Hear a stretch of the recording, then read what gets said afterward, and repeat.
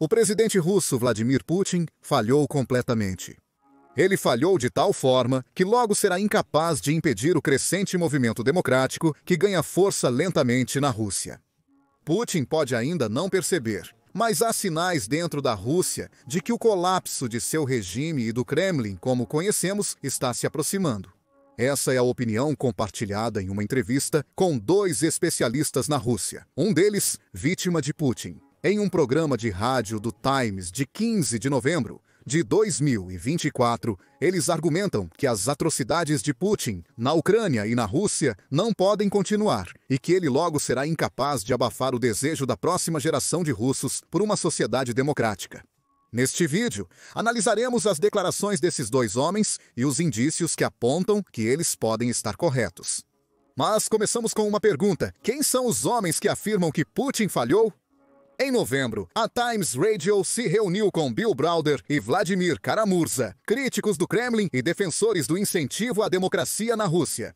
Browder expressa seu apoio pressionando por sanções contra indivíduos russos que ele acredita contribuir para os crimes de guerra de Putin e promovendo eventos como o Prêmio Magnitsky.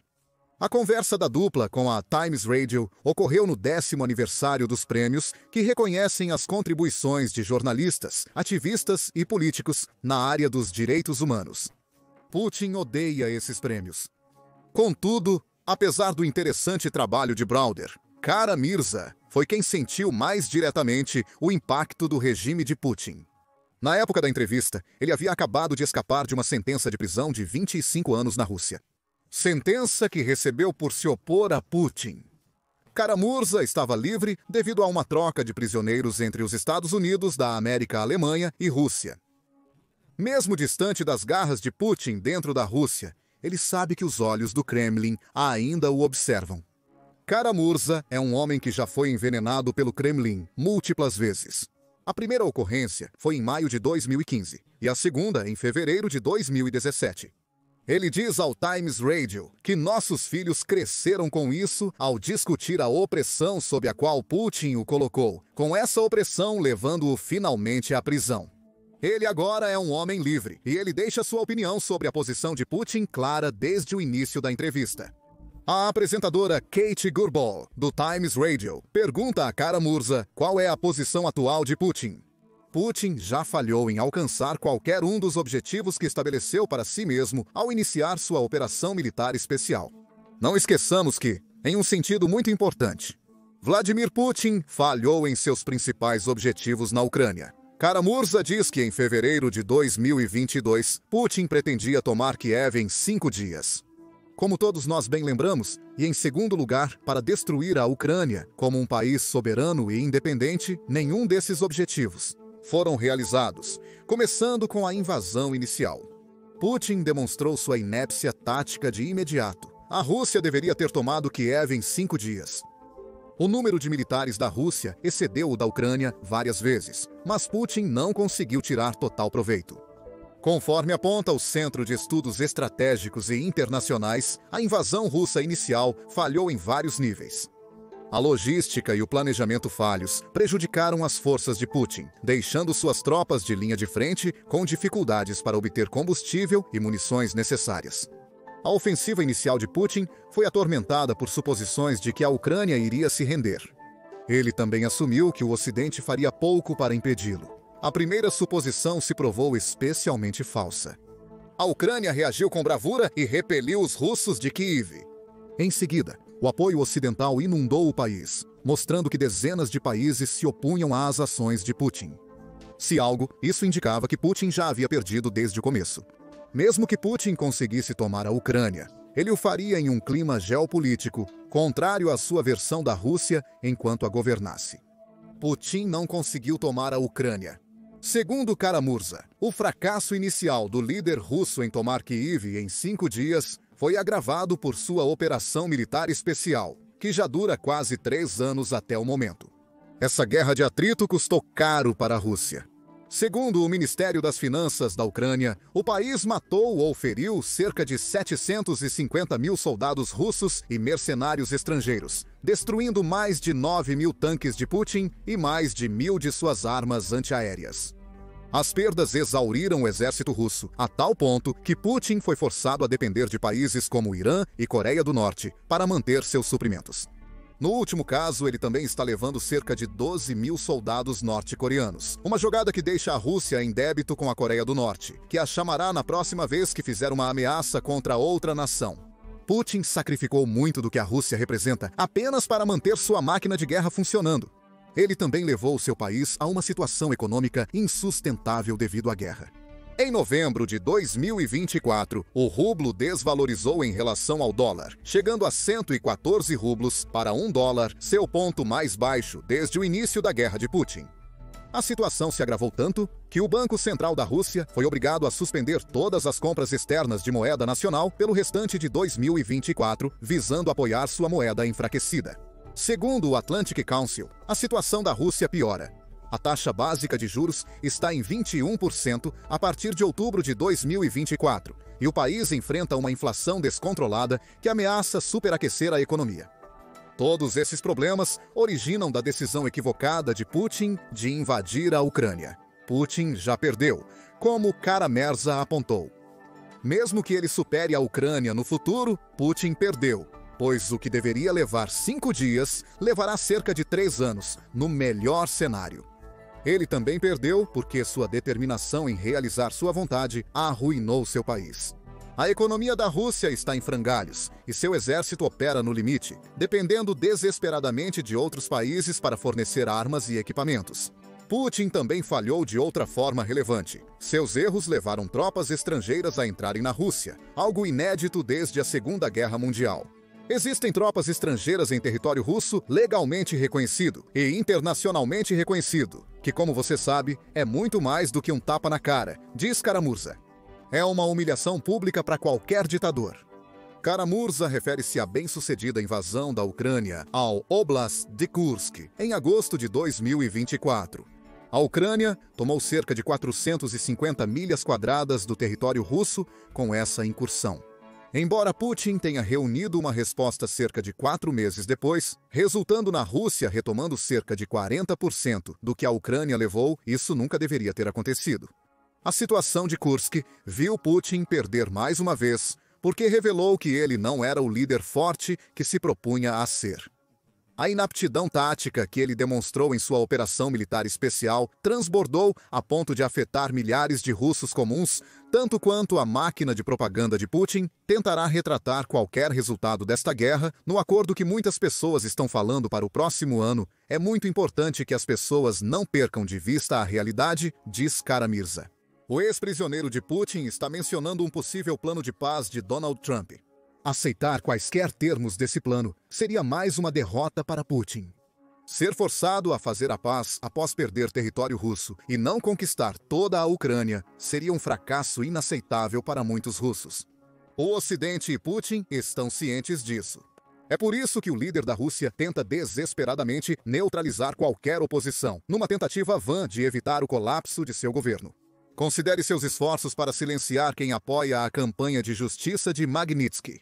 A entrevista da Times Radio com Kara-Murza ocorreu no 10º aniversário dos prêmios Magnitsky, como mencionamos anteriormente. Esses prêmios e a campanha de justiça foram co-criados por Bill Browder. A organização forçou a aprovação da Lei Magnitsky, assinada pelos Estados Unidos da América em 2012, inicialmente projetada para punir funcionários russos responsáveis pela morte do advogado tributário Sergei Magnitsky, na prisão em 2009. Putin odeia a Lei Magnitsky e todos que a apoiam. Browder é considerado o arqui-inimigo de Putin, que exigiu furiosamente sua prisão e extradição após a aprovação da Lei Magnitsky em 2012, demonstrando o ódio que Putin tem por ele. Claro, isso nunca aconteceu. O ato liderado por Browder foi aprovado em 35 países, sendo 27 na Europa, e é reconhecido pela União Europeia. O que tudo isso tem a ver com o fracasso de Putin como líder da Rússia? O ato em si mostra que o Ocidente possui mecanismos para derrubar aqueles que Putin tenta empossar. Mais importante, sua reação a qualquer oposição durante a guerra na Ucrânia mostra que ele está cada vez mais descontrolado à medida que sua operação militar especial desmorona. Putin odeia a Lei Magnitsky. Ele me odeia. Ele odeia o Vladimir.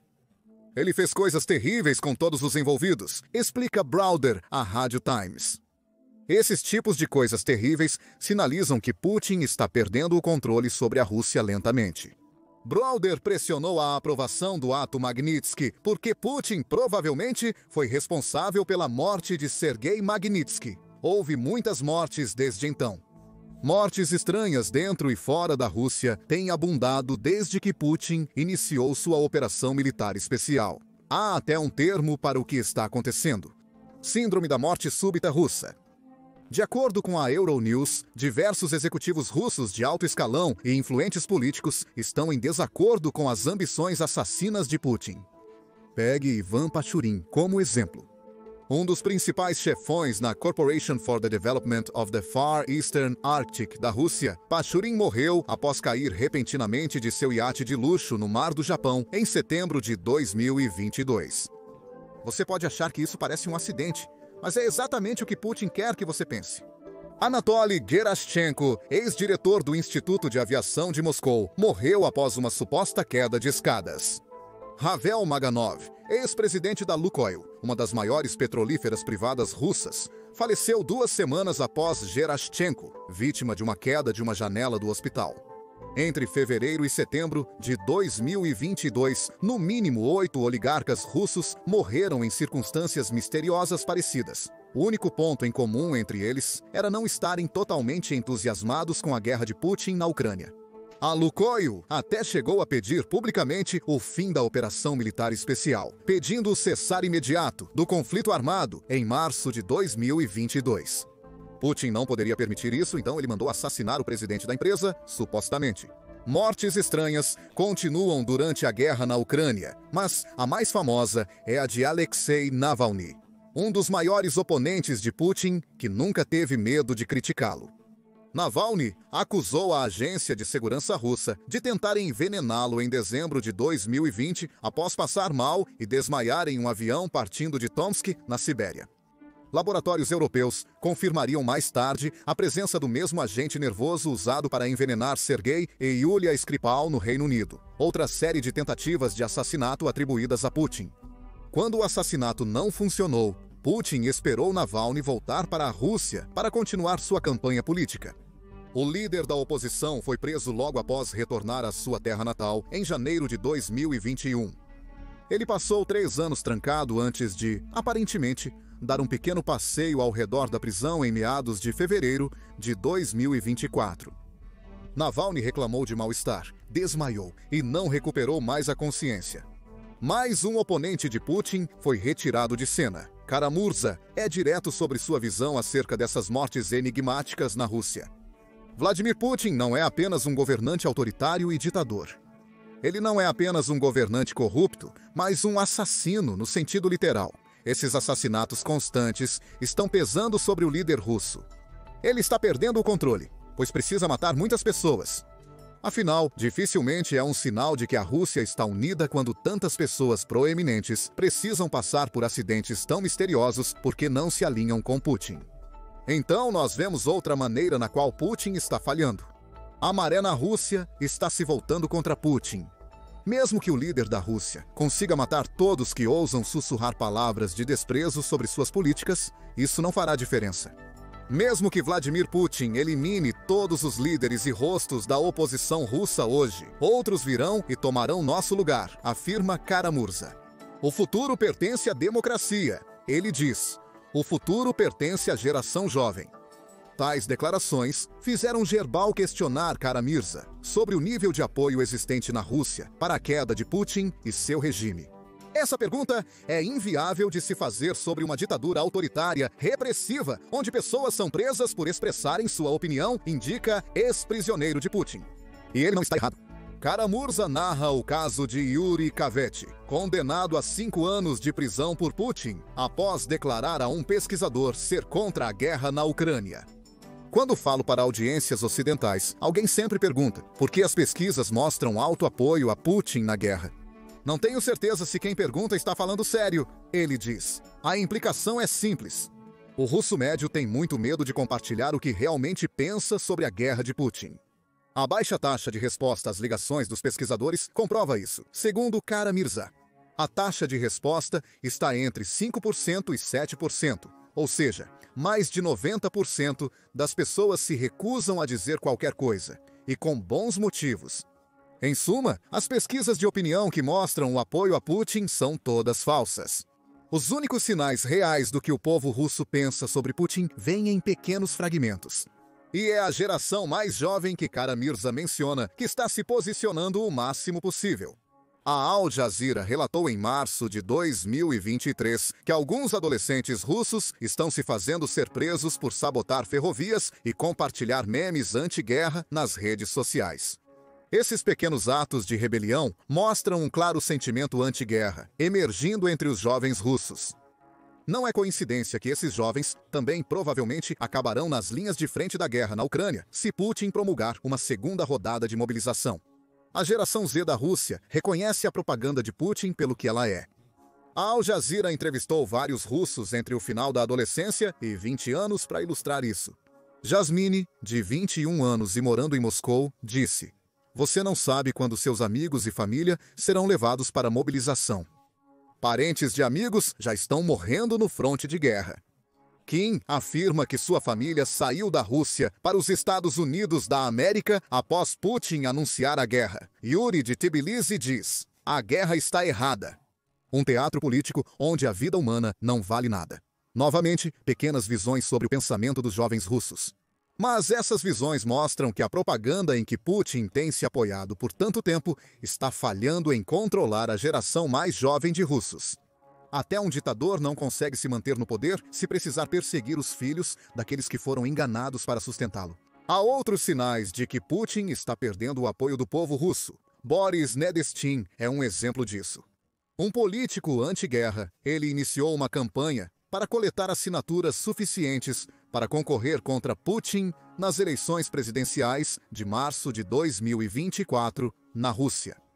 Nedestin, abertamente anti-guerra, obteve o apoio de mais de 200 mil pessoas, com milhares enfrentando longas filas nos pontos de coleta de assinaturas na Rússia para assinar a capeleta.